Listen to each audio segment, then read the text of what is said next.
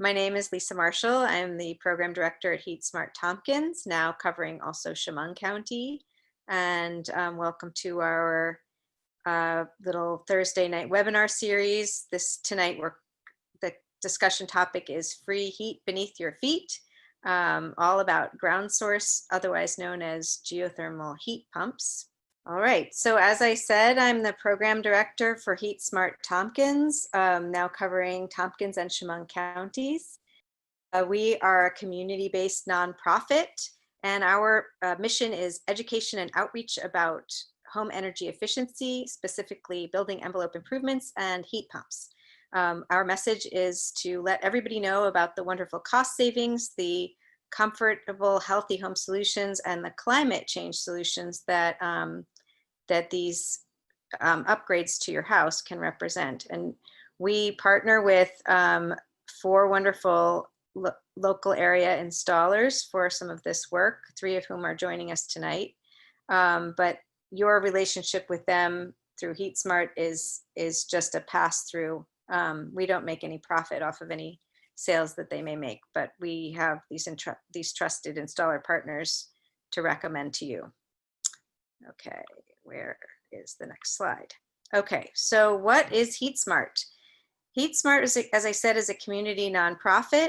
We do education and outreach, but HeatSmart Tompkins actually was a grassroots effort that was founded out of an initiative called Solar Tompkins. Solar Tompkins came about when some folks decided they wanted to do something about climate change, but they were very tired of fighting the fossil fuel industry and instead wanted to promote renewable energy solutions. So they founded Solar Tompkins, which was the first big solarized program in New York State.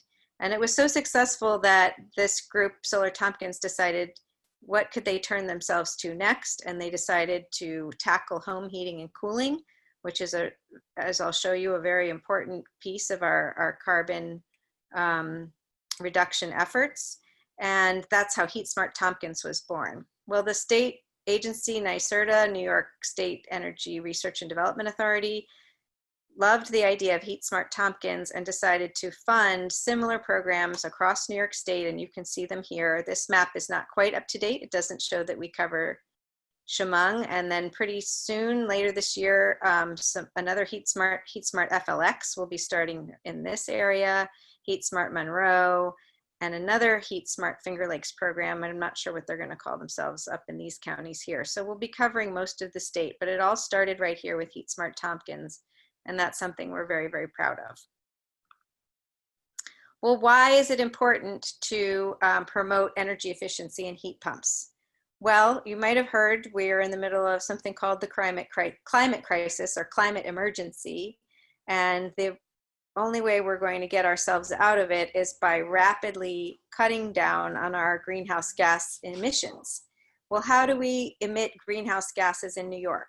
Basically in 3 ways: transportation, on-site combustion, and electricity.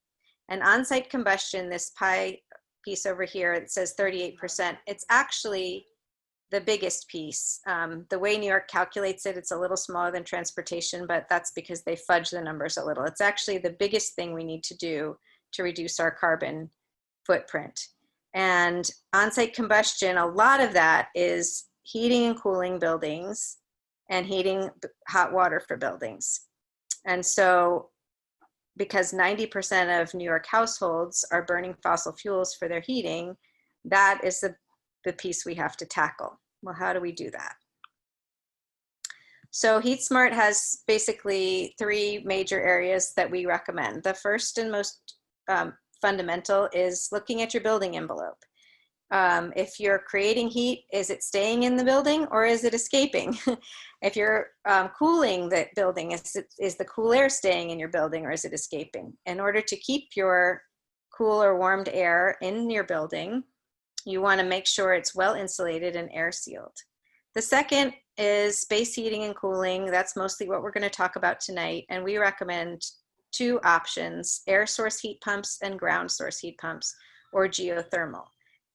Ground source heat pumps is going to be the discussion of tonight, and those are the most energy efficient, most long lasting, and the cheapest systems to operate. They are more expensive to install. In some places, it's very difficult to install them. So in those cases, we recommend going to the air source heat pump option. And the third is domestic hot water. About 20% of your energy use in your home is heating up hot water.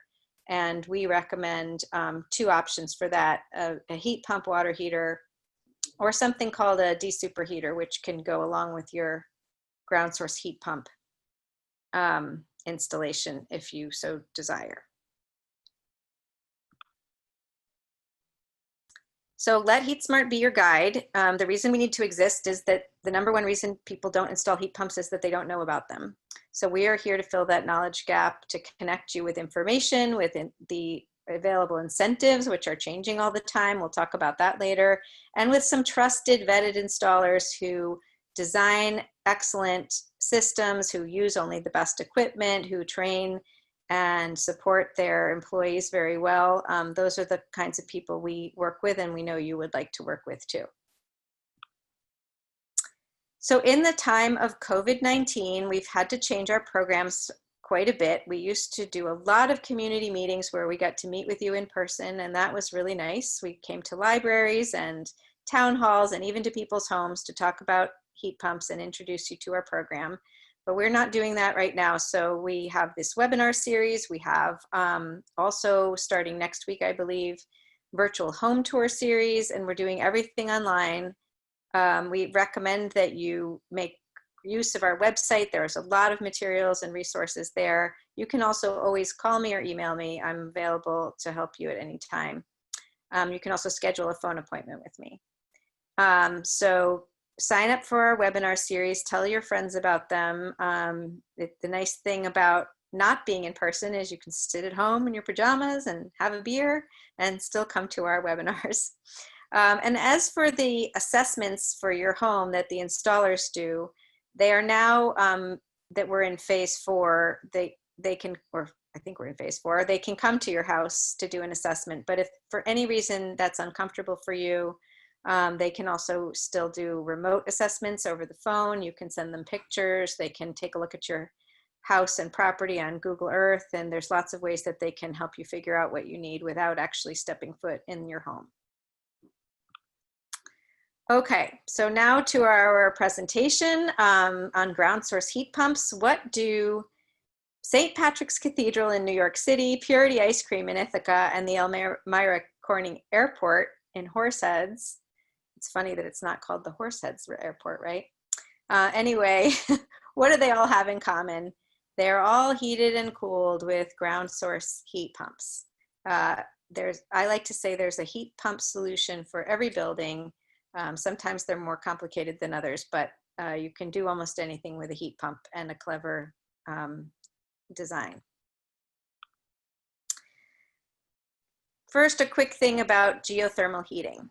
There's 2 kinds, and they're easy to get confused. Where I used to live in Iceland, they can heat buildings by just taking water that's already superheated by the earth, because Iceland basically sits on top of a cone of molten rock. And so the groundwater gets heated by this hot lava, and you can just take that hot water and use it to heat homes or to generate electricity. That's not the situation here, but geothermal, geo means earth and thermal means heat. So geothermal just means any heat from the earth. In the case of geothermal heat pumps or ground source heat pumps, what we are taking is heat that is in the, on the Earth's surface, that's absorbed by the Earth's surface when the sun's rays hit the Earth. And 47% of that solar energy is absorbed by the Earth, and the rest is reflected back into the atmosphere. So the heat beneath your feet is what we make use of when we talk about geothermal heat pumps in this context, in this part of the world. Why is that doing that? I don't know. Okay, next slide. Here we go. So what's so great about these geothermal heat pumps that we have to have a whole webinar about them?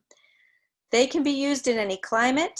They are by far the most efficient way to heat or cool your house, up to 400 times efficient, 400%, excuse me, efficient, not 400 times, 4 times, 400%. They have the lowest operating cost of any heating system. They are long lasting. They will heat your home in the winter and cool it in the summer. They dehumidify, depending on the kind of system. They can dehumidify while they're heating your house. They can also be used to preheat your hot water or to heat your hot water, depending on the kind of system you have put in. And at the same time, they'll improve your indoor air quality and reduce your energy bills, especially if you're currently heating with any combination of propane, oil, or electric resistance heating. You will immediately start to save. I'll show you in a minute on your bills. So there's three basic parts of a ground source heat pump system. There's the ground loop that collects the heat from the ground. There's the refrigerant loop that takes that heat and pumps it up through a refrigeration loop of condensation and evaporation. And then there's the distribution system that pushes that heat out into your home, which you're already familiar with because whatever heating system you have now also has a distribution system. So that part is very familiar. And let's look a little bit more at what these ground loops are. So there's three sort of general kinds of ground loops that we see around in this area. We only recommend a closed loop system. There are things called open loop systems, but I'm not going to cover those. So your ground loop system could be horizontal trenches dug in your property, especially if you live out in the country and you have a nice big property. The contractors can dig these trenches and lay these heat collecting coils in the ground and bury them, and then that will bring the earth's heat back into your house to the heat pump. But if you don't have room for that, or you just don't want the disruption, a well driller can come and dig boreholes, or a borehole, depending how big a system you need, straight down. And a lot of people tell me, oh, I can't get geothermal, I'm right on top of bedrock. Actually, that isn't a problem at all. They can drill right through that bedrock without any problem. Some other kinds of geology under your house could be problematic, but bedrock isn't usually one of them. And a third option is a water or pond loop. If you have the right kind of pond that is big enough and close enough to your house, that can be a great option for you. Proceed with caution. You don't want to have somebody do that who isn't experienced at doing it, because if it got a bunch of ice frozen on it, that loop could float right to the top of your pond, and that would not work very well. So when your installer or any number of installers come and give you an evaluation for your house, they'll discuss which of these options is the best for your situation. And these pictures just show the well driller digging a borehole for a vertical loop field versus the horizontal loop field on the right. Those trenches are actually quite a bit deeper than they look. They're pretty deep. They're at least 6 feet deep, I think. And these are probably 100 to 150 feet long.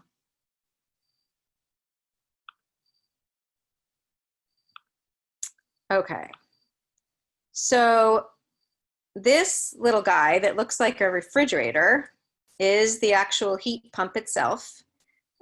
So you have your loop field out in your pond, or vertically or horizontally in your yard. It's sending fluid through a tube out there, which gets to be about the temperature of the ground around it, and is brought back into your house at around 50 degrees but 50 degrees isn't warm enough to heat your house up, right? If you want your house to be 70 degrees, you can't make it 70 degrees with 50-degree water. So it goes into this heat pump, and that is where the magic of the refrigeration loop happens. And that heat goes through the compressor and is heated up and then distributed out into your house, either via forced air system, ductwork, as is shown in this picture, or more like a boiler where you're heating up water and distributing it through a hydronic system. So here are 3 quick case studies. I can't go deeply into each one, but I have one for each of our installer partners. This is actually my friend Katie's beautiful modern farmhouse. And Katie and Dave had propane and wood. and they were spending a lot of money every year on propane and wood. And they decided they have radiant floors on all 3 floors of their house. So NP Environmental came in and put in a heat pump system for them that replaced that propane boiler. And they had been spending about $4,000 a year on fuel. And after they got their heat pumps, it went down to about $400 a year. They've actually tracked their spending over the years so they can show you in a spreadsheet. They also were more comfortable. They were keeping the house quite cold before because they didn't want to spend so much propane, and now they keep it at a toasty 68 degrees. And the payback period was quite rapid for this, so not including what it would have cost them to replace the boiler, which needed to be replaced at the time, just straight payback on their annual energy savings. It paid for itself in 6 years. This is showing the price before the incentives, the price after the incentives. We'll talk about incentives in a minute. This is quite a few years ago, so the incentives have also changed a bit since then, but it gives you an idea of what is possible. Okay, this next job is a more recent one in Lansing, New York, where there's a gas moratorium, and this is Bruce Monger's house. This was a job done by Daily Electric, another one of our wonderful installer partners. And this is actually the before photo with this hideous propane tank right on the front lawn there in front of this charming house, really ruining the whole aspect of the house. And that is not there anymore because Ryan Daly and his crew put in a Water Furnace 5 Series heat pump system for Bruce Monger. And Bruce is saving $2,000 a year on his energy bills.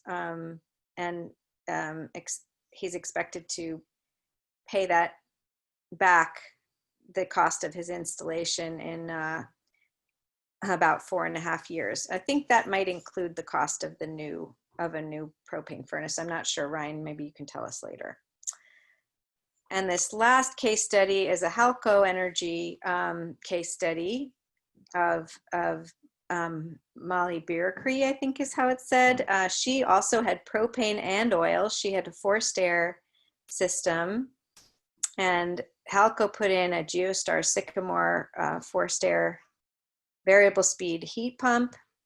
They put a horizontal loop field, and they also did a Geostar Aston water to water heat pump. So she's getting her hot water from a heat pump as well as her heating her house. And her cost was about half after incentives, and she's saving $2,000 a year on her energy bills. And I'm sorry I didn't put the time to pay off on that one. But as you can see, if you're currently heating with propane, oil, or electric resistance, you're going to quickly see a lot of savings with a heat pump. So the incentives. We used to get our incentives from NYSERDA. Now they come from the utilities, and it's basically a rebate of $1,500 per 10,000 BTUs or BTU hours. Who knows what that means? Well, basically, a typical house in this area is usually between 25,000 and 60,000 BTU hours. My house is a little more than that. It's large and really, really leaky. So your typical rebate from NYSEG is going to be between about $4,000 to $9,000, and that gets taken off the price that the installer quotes you and is paid back to the installer. So you're never paying that money up front. That's taken off of the price you pay. But then whatever you do pay for a heat pump, if you get one this year, a ground source heat pump system or geothermal system, you can take a 26% tax credit next year off of whatever the price that you paid was. And of course, you have to owe federal taxes to take advantage of that. But if, say, the amount was greater than your tax liability for this year, you can stretch that out up to 5 years. So it's a pretty good deal. If you didn't get a ground source heat pump this year, but got one next year, that tax credit's going to go down to 22% unless there's some change made in Washington before then. But 22% is not bad, but 26% is definitely a lot better. So get that heat pump this year if you want to do it. That's what I keep telling myself. Okay, so here's some price examples. This spreadsheet is on our website. These are our the prices that are given to us by our installer partners. They give our HeatSmart enrollees a guaranteed price. And so you can sort of get an idea of what a 4-ton system might cost. These are different kinds of systems, but all about the same size. And a 4-ton is sort of a average house size, you might say. It's what a lot of around the size that a lot of the systems we see get installed are. So looks like your cost before the tax credit is ranging here between about $23,000 to about $29,000, and then after the tax credit from like $18,000 to $20,000 or so, which is still a lot of money. I give you that. However, I did get permission to talk tonight about a new program that is going to be announced next week, which is going to give really generous grants for heat pump systems, ground source or air source systems, to people who qualify for either the Empower program or the Assisted Home Performance program in New York State. The Empower program is everybody earning up to 60% of median income, the same as if you qualify for HEAP now. You could qualify with this new program for a free heat pump system. This is for people who are on propane or oil or electric resistance. People who are on gas will not be able to qualify for this right now. So, but for people who are spending those high prices for heating fuels, this program is for you. And if you're making a bit more than that, right now, assisted home performance, which normally is only up for households up to 80% of median income, because of COVID has temporarily been extended to 120% of median income. Those folks can get basically a half price heat pump system under this new program, which is called the Heat Pump Adder, which will be announced soon. So if you fall into any of those categories, get in touch with HeatSmart and we'll get you queued up so that when this program launches, you'll be ready to take advantage of it right away. Just to give you an idea, a household size of 4, if you are earning less than $115,138 a year, you will qualify for this assisted home performance. And by the way, there's also grants through those programs for building envelope improvements, air sealing and insulation. So this heat pump program is on top of that other program, and you can get both. In addition, there are other grants for income qualified folks through HeatSmart and through the Finger Lakes Climate Fund. So if you enroll with HeatSmart, which I'll talk about in a minute, just check the box that says you want to be evaluated for income qualified assistance, and we will make sure that that happens. Okay, taking a look again at the cost of operating these systems, if you're looking at a 3-ton design, okay, gas is pretty cheap right now. They say it won't be able to stay this cheap, but here would be your annual heating cost with gas for this house. Heating oil, more than twice that, ouch. Propane, more than 3 times, that's really painful. These might be slightly outdated prices, pre-COVID prices, okay? But electric resistance, about $2,000, $2,200. Air source heat pump, which we didn't talk about today, but we have many resources to tell you about air source heat pumps and also more webinars coming up. So stay tuned if you're interested in learning more about that. So that would be about the same as your gas system to run. But a ground source heat pump is by far the winner with in this situation, a 3-ton house, you'd be spending annually $642 to keep your house hot, and probably also cold in the summer. Most of the heat pump systems installed also give you air conditioning. And if you want air conditioning, you can specify that. If you're getting a forced air system, you automatically get air conditioning. If you have a hydronic system, you can get air conditioning. Okay, so that's almost it for me. The next step for folks is to enroll on our website. If you scroll down, if you go to heatsmarttompkins.org, it says enroll. You click on that and you fill out a short survey and you say who of our installer partners you would like to come and do an assessment for you. And again, that assessment can be in person or remote. The home assessments are free and there's no obligation to you. So whether you're just starting to think about getting heat pumps or whether you're ready to make the plunge, whether you need to get your house evaluated for insulation or air sealing first, anywhere you are in your journey, just go ahead and enroll with HeatSmart, and that starts your relationship with us and our partners. Whether or not you're ready to enroll, you can always call me or email me or make an appointment to talk to me, and I'm happy to talk you through where the next step for you. So it gives me great pleasure to stop talking and introduce you to our 3 wonderful ground source heat pump installer partners: Daily Electric or Daily Geothermal out of Penn Yan, Halco Energy, well, I guess they're everywhere, and NP Environmental that are up towards the Utica area. I'm going to stop sharing my screen and let them each introduce themselves, and then we'll take questions. So, so Ryan Daly, we'll start with you. Why don't you say hello and introduce Daily Geothermal? Hi, I'm Ryan Daly. I own Daily Electric in Penn Yan. We are a small business. The focus is mainly on geothermal.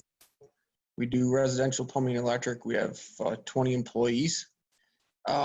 We have shifted most of our focus into geothermal and air source heat pumps in the last 7 to 8 years. And that's our main focus. We're part of the HeatSmart Tompkins program and part of the Southern Tier program also, and have had very good success with both programs, and hopefully things continue to be good. Sorry, Lisa, I didn't know I was talking. I was like, oh, shoot. Sorry, I know I shouldn't spring that on you. I decided to go in alphabetical order. Hey, thanks. I'm so good at this. I know.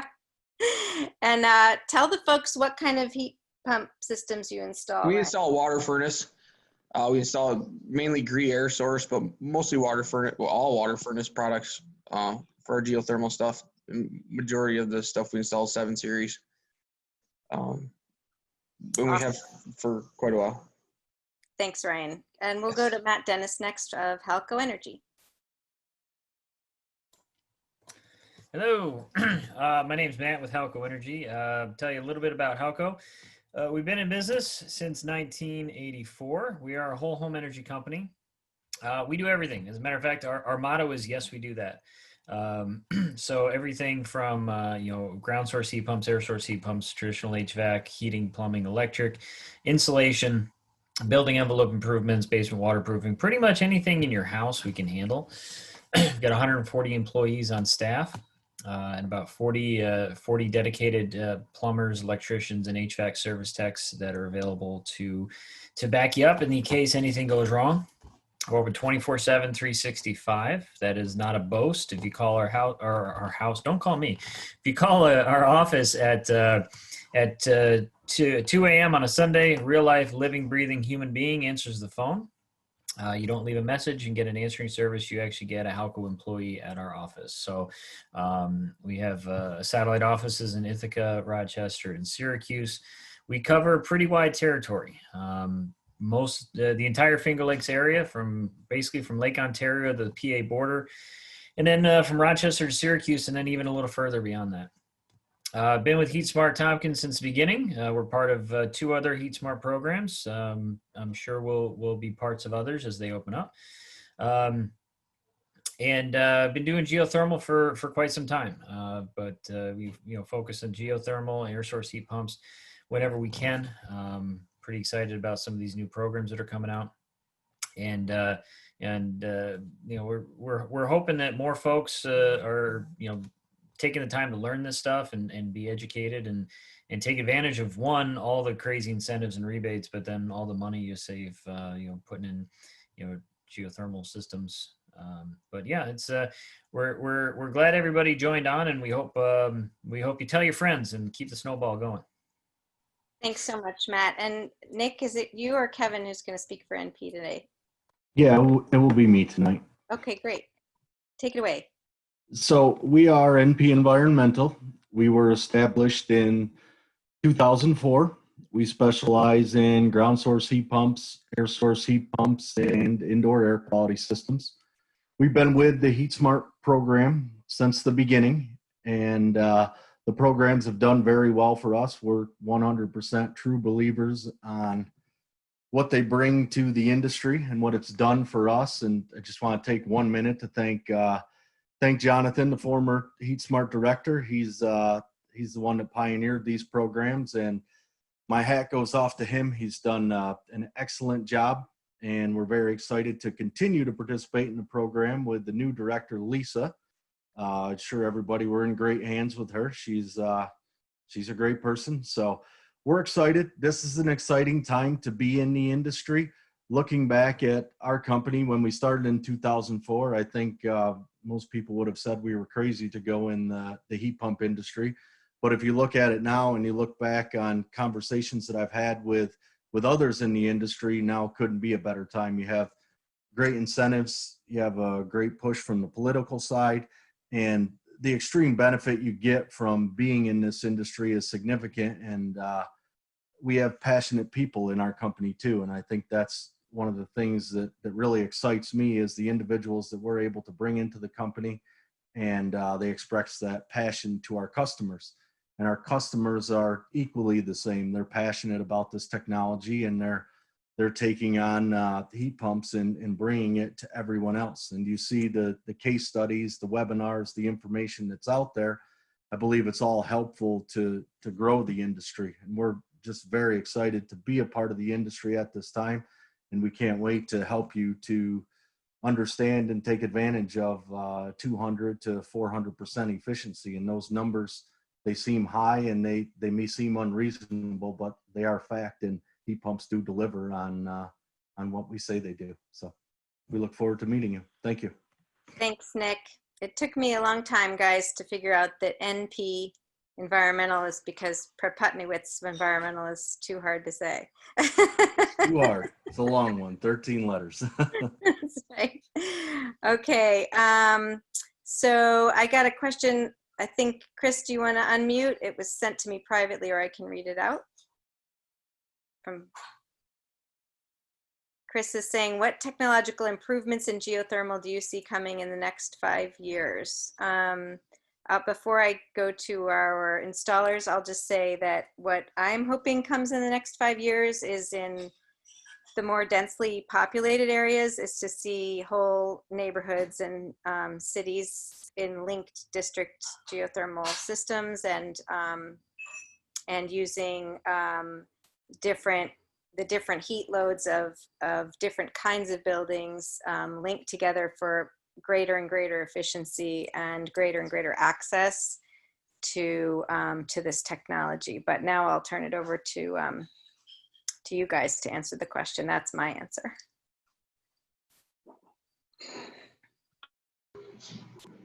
I guess that's a tough question, because where we are with the variable speed units is going to be tough to get much better besides different refrigerant. But we could potentially see variable flow in water to water systems would be nice, but that's a hope more than probably reality. I think, Matt, you'd agree with that? Yeah, I would certainly agree with that. I think it's like a lot of things, like a lot of technologies, heating equipment, heat pumps, geothermal does not follow the sort of iPad rule of there's a new thing every year. We are pushing up against the limits of physics. Like Ryan said, unless there's a breakthrough with new refrigerants, I don't see anything really crazy. I think probably the one area of opportunity that jumped to mind when you asked that question was, you know, better, faster, more efficient drilling techniques. I mean, other than that, I don't see any major technological leaps and bounds over the next couple of years. I think the advent of variable speed really closed a lot of that gap, because I mean, if you go back and look, a geothermal heat pump 30 years ago is not too far away from sort of the basic, you know, single speed, dual speed systems that you have today. So I don't know, Nick, you want to chime in on that? Yeah, I think I definitely agree with both Ryan and Matt. You're going to see maybe minimal advancements in technology over the next few years. However, I think installation practices, training, knowledge on geology, loop field design, loop field performance, I think those are the key factors that you're going to see advancements in, because if you look at loop field performance in many different areas, it varies extremely from location to location, and it's all dependent upon the geology, moisture content. There's a lot of things that go into that. So I think you're going to see a lot more information within the industry regarding loop field performance and what the loop field can do for the consumer, because there's so many different things that go into a ground source heat pump system, but really one of the key components is that loop field. And then the heat pump technology, with the advancement of it, variable speed, they're small incremental gains, but you can make pretty significant gains just with loop field. And then if you take it to the next level with a combined loop type system, I mean, the performance aspects of it, controls how you're pushing one load from one place to another. When you start getting into that, I think that's when you're really going to see some significant performance gains. So I think information is probably one of the key factors, information and data. Yeah, I'll just chime in and say that one of the reasons that, you know, if you can go ground source versus air source, do it, because air source has come a long way, but it's also just, it seems like they're changing the equipment a lot more often in air source, whereas the ground source equipment is tried and true. A friend in Chemung County has had her system for 25 years and it still runs great. So I don't think you see that with a lot of heating systems of any kind. That's these well-designed geosystems just kind of go and go. Any other questions? Don't be shy. You can unmute yourselves, or you can ask questions in the chat.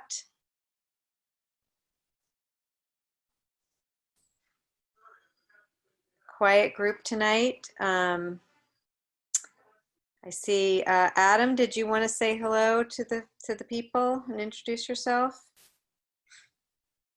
Oh, Chris is sending me another text, so or message. Can you describe the drilling process? Yes.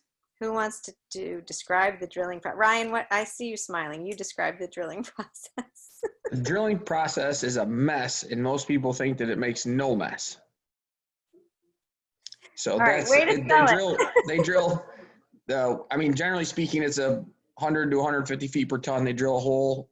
There's two pipes that go down that have they're welded at the bottom with a U-bend on it, and there's another line that goes down behind it is a tremie line, and from the bottom of the borehole, they pump some sort of grout product into the hole, and the tremie line comes back up out, and then they'll leave either casing at the top or no casing depending on how far they hit rock, if they have to mud drill, certain things like that, and then it's sticking out of the ground, and then any of us show up to tie the loop in, and we have to dig down. You expose it, you cut the well casing off if there's casing, or pull it out, and then fuse on high density polyethylene from there and take it into the house. So it's the same process they use basically to drill a water well. You fill the hole back up with grout instead of water. It's the same drill rig, right? The same truck, the same equipment. Is Yeah. that correct? And it makes a, it's loud, it's loud and it's messy. Yes. But it is only temporary, and you can fix the grass. So, but that's one thing actually, you know, we run into this, and I'm sure everybody else does. I know we run into it all the time, is trying to drill in some tight city lots is a challenge, not just for the geology and the drill rig, but dealing with the spoils that come out of that hole. People don't realize that what's coming out of that hole is mud and dirt and silt and water. And that's got to go somewhere. And it's difficult for a driller to deal with that on site. Out in the country, you can kind of just let it soak back into the ground. You can't really run all that stuff down, a main drag down in an inner city. So there are some complications with geothermal, but that would go to the question of, how do we make things better? Absolutely. And there are workarounds for all these things. I mean, they did it for St. Patrick's Cathedral in New York City. They didn't just dump it. Oh yeah, there's definitely workarounds, and if there's a will, there's a way. It's just sometimes it can be challenging. If you have like a big country property like I do, and you're getting a vertical well dug, we recommend that you talk to the driller before they start to tell them where you want them to dump it. Because once they've started dumping, you can talk to them very nicely, but they're probably not going to do anything other than just dump it. So Chris says, I have seen drilling setups that recycle the drilling water. Yes, that can happen. I think, I don't know if any of our local drillers are doing that at all. Does anybody know? No. I don't believe so. Yeah. We live in a pretty water rich area. We're not probably so careful about preserving the water. It's not like California.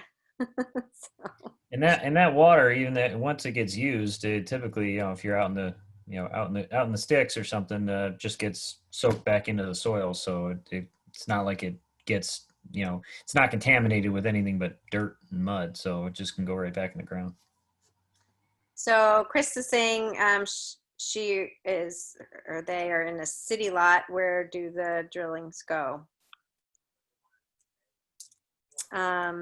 Well, Ryan, you were involved in my friend Marianne's installation down in Fall Creek there. What happened to the Dig a pit. Dig a pit? Yeah, and then we pump the pit out and get rid of all the drillings. Yeah.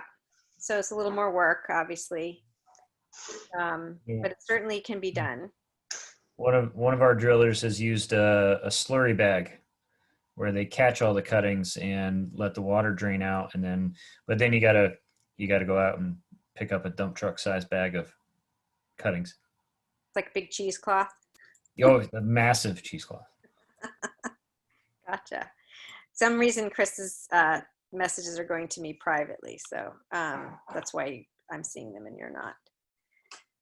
Well, it's 7:45 and I appreciate everyone's attention tonight. The video of this recording will be up on our website in a few days, and so please direct your friends to that if they have any questions, or share it out. It's going to be on YouTube as well, so you can just share the video. And unless there are any last questions, we'll let everybody get back to their evening. You're so welcome, Chris. Have a lovely evening, everybody, and don't hesitate to get in touch with us. Thanks, everybody, for being here. Have a great night. Thanks, everyone. Good night. Bye, guys.